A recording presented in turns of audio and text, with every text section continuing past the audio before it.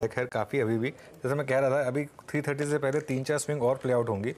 और आज तो मुझे लग रहा है कि कोई बिटवीन 3 to 330 भी 3-4 अलग स्विंग्स हो जाएंगी। क्योंकि भले आज सेंसेक्स की एक्सपायरी है, लेकिन फिर भी 3-4 स्विंग पॉसिबल होंगे। मुझे लग रहा है कि नॉर्मली क्या होता है, 3 बजे क्लास मूव आता है, उसके बाद मार्केट नहीं मूव करता, लेकिन आज 3 बजे भी पॉसिबल है, 3:15 बजे भी पॉसिबल है, 3-4 मूव पॉसिबल है। अच्छा, 3 बजे MSCI की भी एडजस्टमेंट हो रही है, उससे भी $2 बिलियन आना है, तो उसमें कुछ स्टॉक्स हैं जो रेडार पर रहेंगे, तो वो भी स्टॉक्स पर फोकस रहेगा। तो काफ़ी चीज़ें हैं जिन पर आज आपको फोकस करना है। चलिए कुछ और स्टॉक्स देख लेते हैं। एक बार आइडिया देख लीजिए, आज पहला स्टॉक आपने मार्क किया था ना, वही वोडाफोन आइडिया। हाँ, 1540 पर, हाँ 1540, आई थिंक सुबह भी 1540 तक गया था, वहाँ से स्लिप हुआ था। इनफैक्ट राजेश जी, बहुत लोग इसको एक ऑप्शन ट्रेड की तरह ले रहे हैं कि जाने को 4 रुपये, 11 रुपये जहाँ पर FPO आया, और आने को शायद ये मल्टीबैगर बन सकता है। आपका क्या व्यू होगा? मैं भी इसी व्यू को सपोर्ट करता हूँ। बहुत रिस्की ट्रेड के तरीके से एक छोटा पोर्शन पोर्टफोलियो का इसमें रखा जा सकता है। और आपने सही कहा, जाने में 4-5 रुपए, आने में ये ऊपर कहीं भी जा सकता है। कुछ चेंजेस आए हैं कंपनी में, जैसे थोड़े दिन पहले इन्होंने 18,000 करोड़ के आसपास का FPO किया। फिर 2,2100 करोड़ रुपया प्रमोटर ने अपने ओरियन करके एक सब्सिडरी है उसके द्वारा डाले। और अब 5G रोल आउट की भी बातें कर रहे हैं। दिक्कत ये है कि आरपूस जो है इनके बहुत कम है, 144-145 रुपए के आसपास के आरपूस हैं, जबकि दूसरे प्लेयर्स के अच्छे खासे आरपूस है। लेकिन हमारा भी और पूरे बाजार का भी ये मानना है कि इलेक्शन के बाद हो सकता है एक बड़ा जंप टैरिफ में देखा जाए, जिससे आरपूस में थोड़े सुधार होते हुए नजर आएंगे। ड्यूज अभी भी इनके 2 लाख करोड़ के आसपास खड़े हैं। कुछ सरकारी ड्यूज हैं, वहां पर नजरें लगी हुई हैं किस तरीके से वो कन्वर्ट होंगे। लेकिन पहले से हालात बेहतर हैं, और मुझे लगता है कि कोई थोड़ा रिस्क ले सकता हो तो अपने पोर्टफोलियो का एक छोटा पोर्शन इसमें रख सकता है। Vodafone idea. और एक्चुअली वीरू, आज का जो मूव है वोडाफोन आइडिया में, मेरे ख्याल से बहुत ज़्यादा ओपन इंटरेस्ट बिल्डअप नहीं हुआ है, तो बैन में शायद ना जाएगी स्टॉक। नॉर्मली फर्स्ट डे पे चला जाता है बैन में, आज शायद ना जाए। चलिए एक काम करते हैं, अब लोकसभा चुनाव से पहले की इस वॉलेटिलिटी में फंड मैनेजर्स क्या कर रहे हैं और आपको क्या करना चाहिए। मार्केट वॉइसेस में हमारे साथ कोटक महिंद्रा AMC के CIO इक्विटी हर्षा उपाध्याय जुड़े हैं। हर्षा जी, गुड आफ्टरनून। ये साल में एक वो फेज़ आता है जिसमें बड़े से बड़ा फंड मैनेजर और छोटे से छोटा ट्रेडर कुछ ना कुछ तो नर्वस हो जाता है कि क्या होगा मार्केट में। आई एम श्योर वही हालत आपकी भी होगी इस समय, लेकिन इसको अप्रोच कैसे करें इस वॉलेटिलिटी को?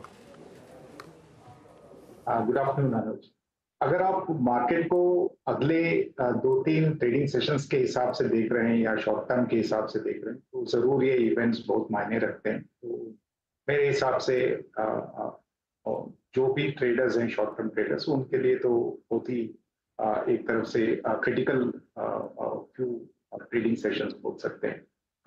लेकिन अगर आप लॉन्ग टर्म इन्वेस्टर हैं, शायद ही आपको दिखाई देगा। अगर आप 20-30 साल का अगर चार्ट निकाल के देखते हैं, 2004 में तो मार्केट में एक बहुत बड़ा सर्किट भी लगा था, 2009 में बहुत वोलेटिलिटी था, अगर इलेक्शन के नतीजे जिस दिन आए उस दिन।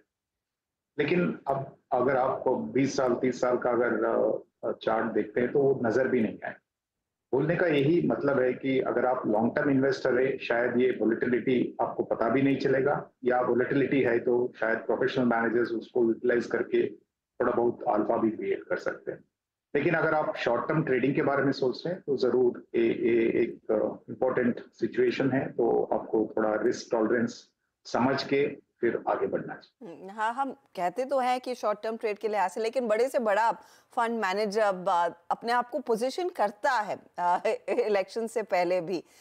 सवाल यही है कि इस समय फिर रिजल्ट और नंबर का गणित जो भी आए, सेफ्टी किस में है और लॉन्ग टर्म निवेशक फिर कहां पर अपने पैसे को बढ़ता देखेगा, उस लिहाज से आपके लिए वो टॉप प्रेफरेंस कहां है? एक ऐसा सेक्टर जो शायद रैली को कंटिन्यू करने की पूरी क्षमता रखता है, या फिर अगर यहाँ से मार्केट करेक्ट भी हो जाए, जो आपके पैसे को बनाए रखेगा?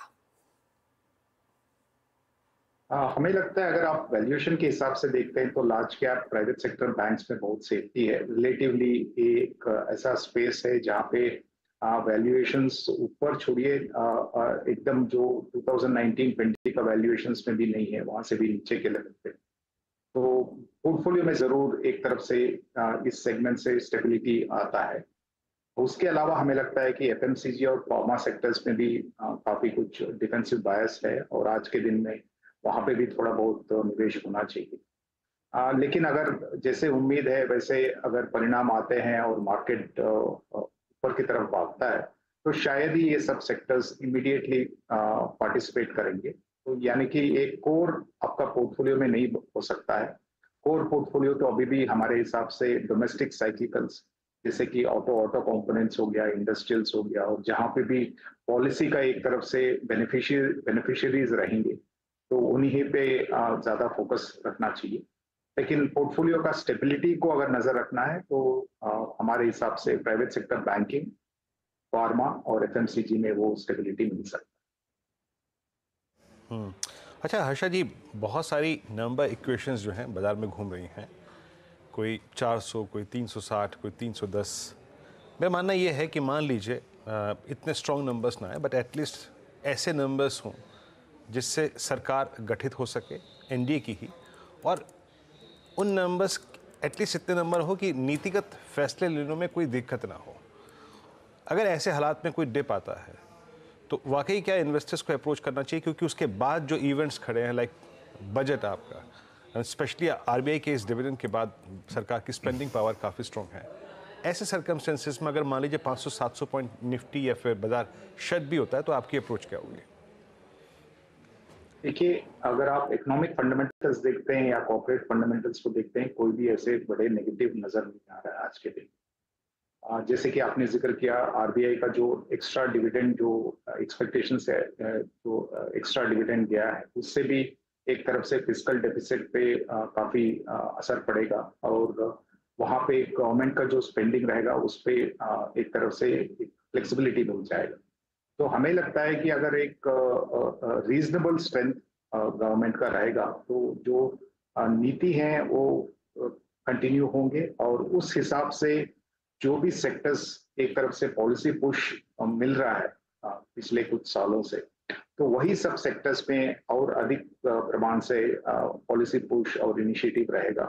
यानी कि अफोर्डेबल हाउसिंग हो गया, डिफेंस, रेलवेज, डोमेस्टिक मैन्युफैक्चरिंग, इस सब क्षेत्रों में हमें लगता है कि एक तरफ से कंटिन्यूएशन रहेगा पॉलिसी। तो यहाँ पे सब नजर रखना चाहिए। ओके अच्छा हर्षा, एक और चीज़ पूछनी थी मुझे, आईटी में अब क्या व्यू बन रहा है? क्योंकि अभी यूएस में वापस थोड़ी सी इलेक्शन को लेकर काफ़ी वॉलेटिलिटी होगी, प्लस बॉन्ड यील्ड वहाँ पर ऊपर आ रही हैं, फेड के ऑफिशियल्स कह रहे हैं कि नहीं अभी तो रेट कट नहीं हो पाएगा। ऐसे में आईटी में क्या करें? देखिए अनुज, रेट कट का तो कोई ज्यादा उम्मीद नहीं है। अगर होगा भी तो शायद एक रेट कट हो सकता है, वो भी शायद बिल्कुल जो 2024 के एंड के समय पे। तो उस हिसाब से वैल्यूएशन रीरेटिंग जो लोग सोच रहे थे कि इंटरेस्ट रेट कट की वजह से होगा जो हाई ग्रोथ कंपनीज में, वो शायद ही होगा। और अगर आप शॉर्ट टर्म बिजनेस मोमेंटम को देखते हैं आईटी सेक्टर में, वो भी कुछ खास पॉजिटिव नहीं नजर आ रहा है। तो ओवरऑल अगर आप अर्निंग्स ग्रोथ ट्रेजेक्टरी देखते हैं आईटी सेक्टर का, तो यहाँ पे आपको मार्केट एवरेज अर्निंग्स ग्रोथ से भी कम रेट पे अर्निंग्स ग्रोथ का ट्रेजेक्टरी दिखाई देगा और हिस्टोरिकल ट्रेंड ग्रोथ लेवल से भी शायद थोड़ा सा कम मिले। तो उस हिसाब से हमें नहीं लगता है कि एक आउट परफॉर्मिंग सेक्टर जैसा आईटी सेक्टर उभर के नहीं आ सकता है अभी इमीडिएटली। लेकिन जैसे हमने जिक्र किया private sector banks, pharma, FMCG, उसी हिसाब से ये थोड़ा बहुत स्टेबिलिटी आपके पोर्टफोलियो में जरूर दे सकता है। लेकिन वहां पे भी हमें लगता है कि बैंक्स और फार्मा और एफएमसीजी शायद थोड़ा बहुत अपसाइड में भी पार्टिसिपेट कर सकते हैं, लेकिन आईटी में वो उम्मीद एटलीस्ट हमारे म्यूचुअल फंड में हम रख नहीं रहे हैं। हमारा पोजीशनिंग अभी भी अंडरवेट पोजीशनिंग।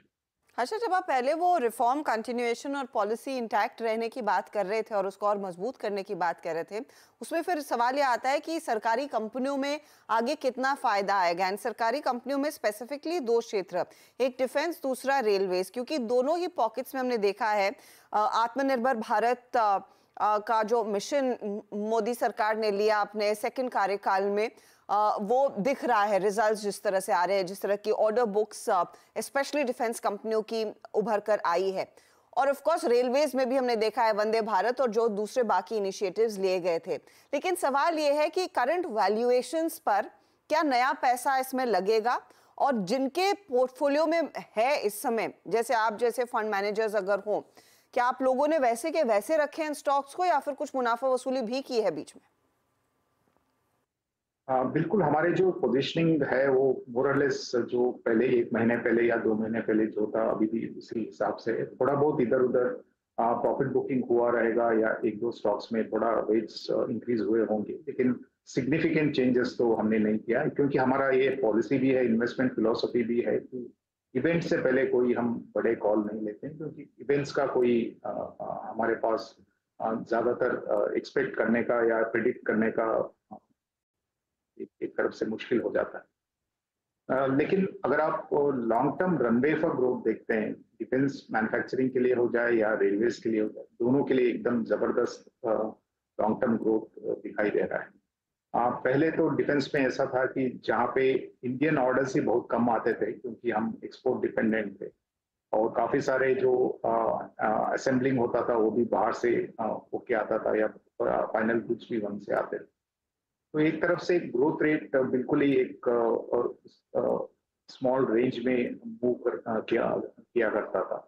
अभी हमें लगता है कि यहाँ पे इंडिया का जो डिफेंस बजट है वो तो ग्रो हो ही रहा है, लेकिन एक तरफ से एक्सपोर्ट्स अपॉर्चुनिटी भी आ गया है और जैसे हम देख रहे हैं दुनिया भर में जियोपॉलिटिकल इवेंट्स भी बहुत बढ़ गए हैं आज के दिन। तो इतने सारे इवेंट्स के चलते हुए जो एम्यूनिशन रिक्वायरमेंट है वो तो मीडियम टर्म में कम होते हुए नजर नहीं आ रहा है, तो एक्सपोर्ट अपॉर्चुनिटी भी बहुत बढ़िया है। सिमिलरली रेलवे क्षेत्र में भी जो इन्वेस्टमेंट होना है उसका तो बहुत लंबे समय तक हो सकता है और वहाँ पे भी काफी सारे डोमेस्टिक कंपनीज आज के दिन में ऑर्डर बुक बना रहे हैं और एग्जीक्यूट भी होते जा रहा है। तो हमें लगता है कि अगले कुछ सालों में जो यहाँ पे भी जितना इंपोर्ट डिपेंडेंसी था वो भी कम होते हुए नजर आ रहा है। तो दोनों क्षेत्र में एक तरफ से वैल्यूएशन महंगा जरूर है, लेकिन कंप्लीटली एग्जिट नहीं करना चाहिए। अगर आपको वैल्यूएशन पे कंसर्न है तो थोड़ा बहुत रुक के आप व्यू ले सकते हैं, लेकिन जो एग्जिस्टिंग होल्डिंग्स है वो तो मेरे हिसाब से कंटिन्यू होना चाहिए। अच्छा हर्षा जी, मैं शायद प्राइस को देखते हुए एक बात सेंस कर रहा हूँ, इसलिए आपसे पूछना चाहता हूँ। रियल एस्टेट में बहुत पैसा बना, अगर आप बीते 1 साल को देखें, स्पेशली मार्च ऑनवर्ड्स, ग्राउंड में अगर आप रियल एस्टेट प्राइसेस को देखें तो लगभग 30-40% इजाफे हुए। स्टॉक्स चले, आई मीन ऑलमोस्ट 2 गुने 2.5 गुना स्टॉक्स हो गए। क्या एक वाजिब समय है आप लोगों ने अपने फंड्स में जो रियल एस्टेट एक्सपोजर था क्या थोड़ा रिड्यूस किया इन लेवल्स पे, स्पेशली आफ्टर दीस क्वार्टरली नंबर्स? रियल एस्टेट पे ओवरऑल व्यू तो पॉजिटिव है, लेकिन जैसे आपने भी बोला है वैल्यूएशंस काफी महंगे हो चुके हैं। पिछले कुछ समय से हम इंक्रीमेंटल इन्वेस्टमेंट जो है इस क्षेत्र में नहीं किए हैं और एक तरफ से वेट एंड वॉच मोड बोल सकते हैं। अगर कोई भी रीजन के लिए वोलेटिलिटी आता है, करेक्शन आता है, तो फिर हम एक बार रिव्यू करेंगे, लेकिन आज के दिन पे इंक्रीमेंटल जो इन्वेस्टमेंट्स है वो रियल एस्टेट में हम डालने हैं। और रियल एस्टेट पर एक फॉलो अप सवाल यही है, रियल एस्टेट एंसिलरी कंपनियां, पाइप्स, टाइल मैन्युफैक्चरर, सीमेंट, ये थीम क्या ज्यादा अट्रैक्टिव रहेगी वर्सेस जो कोर रियल्टी कंपनियां हैं like your DLF, brigade etcetera? Cement में हमारा ओवरवेट पोजिशनिंग कंटिन्यू हो रहा है, तो वहाँ पे सिर्फ रियल एस्टेट का अपटिक नहीं है, लेकिन इंफ्रास्ट्रक्चर जो स्पेंड होने वाला है वो भी काफी अच्छा रहेगा। तो ओवरऑल एक तरफ से सीमेंट सेक्टर में ओवरवेट कंटिन्यूएशन करना चाहिए और हमें लगता है कि इस इंडस्ट्री में अच्छा खासा कंसोलिडेशन भी हो रहा है। ऑलरेडी पिछले कुछ सालों में अच्छा कंसोलिडेशन हुआ है और आगे भी वो दिखाई दे रहा है, जैसे कैपेसिटी एडिशंस आ रहे हैं। तो हमें लगता है कि जो प्राइसिंग पावर इस इंडस्ट्री में मिसिंग है, अगर आप पिछले 1 दशक भी देखते हैं तो हार्डली वो इन्फ्लेशन के हिसाब से प्राइसिंग मूव हुआ है। लेकिन उसके बावजूद जो एबिटा पर टन प्रॉफिटेबिलिटी है वो बहुत अच्छा मूव हुआ है, क्योंकि सभी कंपनीज ऑपरेटिंग लेवरेज को एक तरफ से पॉजिटिवली यूज किया हुआ है, कॉस्ट एफिशिएंसीज को बनाए। तो हमें लगता है कि जिस दिन भी यहाँ पे एक तरफ से प्राइसिंग अपटिक आएगा तो प्रॉफिटेबिलिटी पे और पॉजिटिव इम्पैक्ट रहेगा। तो हमें लगता है कि अगले कुछ सालों में कहीं ना कहीं वो एक टिपिंग पॉइंट आना चाहिए। राइट, बहुत बहुत शुक्रिया हर्षा आज हमारे साथ जुड़ने के लिए, और ज़्यादा वेट करने की ज़रूरत है नहीं, 2 दिन में खैर अब इलेक्शन आउटकम भी आएगा, फिर देखते हैं कि मार्केट कैसे रिएक्ट करेगा। चलिए अब मंडे की तैयारी करते हैं, और हमारे पैनल से रिक्वेस्ट है कि थोड़ा सा दिलेरी दिखाएं और मंडे के लिए BTST ट्रेड्स आइडेंटिफाई करें। गाबा सर, आपसे शुरुआत करूँगा।